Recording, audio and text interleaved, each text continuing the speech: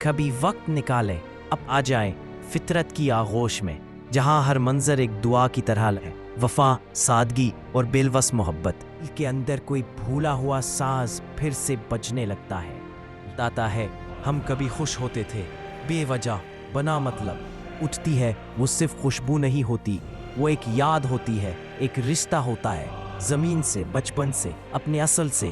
ایسے لمحوں میں انسان خود سے ملتا ہے، وہ خود جسے وہ برسوں سے بھول چکا ہوتا ہے۔